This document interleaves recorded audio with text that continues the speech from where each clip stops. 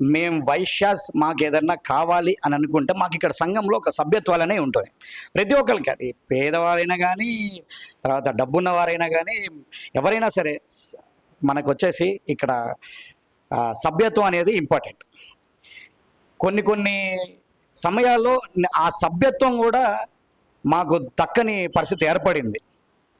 అంటే మాకు అప్పుడు అనిపించింది, అంటే మేము వైశ్యాస్ కాదా, మాకు సభ్యత్వం ఎందుకు ఇవ్వరు అని చాలా బాధపడిన రోజులు ఉన్నాయి. ఎన్నో స్ట్రగుల్స్, ఒక సభ్యత్వం కోసం ఎన్నో ఏరియాలు తిరిగి ఎంతోమందిని కలిసినా కూడా ఎలాంటి ఉపయోగం జరగలేదు.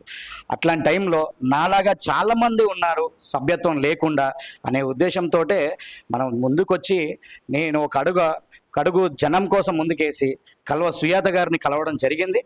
ఆ రోజు నుంచి వైరా కోసమేనే కాదు, ఖమ్మం జిల్లా కోసమనే కాదు, తెలంగాణ రాష్ట్రంలో ఉన్న వైశ్యాస్ గురించనే కాదు, ప్రతి ఒక్కరి కోసం కల్వ సుజాత గారు పోరాడుతూనే ఉన్నారు. మాకందరికీ కూడా వారు సభ్యత్వాలు ఇవ్వనందుకు మమ్మల్ని మంచి పొజిషన్లో ఉంచి మా ద్వారా పేద ప్రజలకి ఇప్పుడు కూడా మేము చాలామందికి సేవ చేస్తున్నాం. మీరు అవన్నీ మా గురించి ఎంక్వైరీ చేస్తే మీకు తెలుస్తుంది. మేము చాలామందికి సేవ చేస్తున్నాము, చేస్తాము. మాకు ఏదో ఇబ్బందులు ఉన్నాయని, సంఘం మాకు సహకరించట్లేదని, సహకరిస్తుందని మేమేమి వెనకడుగు వేయం. మా ఎజెండా ఒకటే, కార్పొరేషన్ ద్వారా కాంగ్రెస్ పార్టీ పేద వైశ్యులకు ఏమి చేస్తుంది అనేది మాత్రమే మేము చూస్తాం.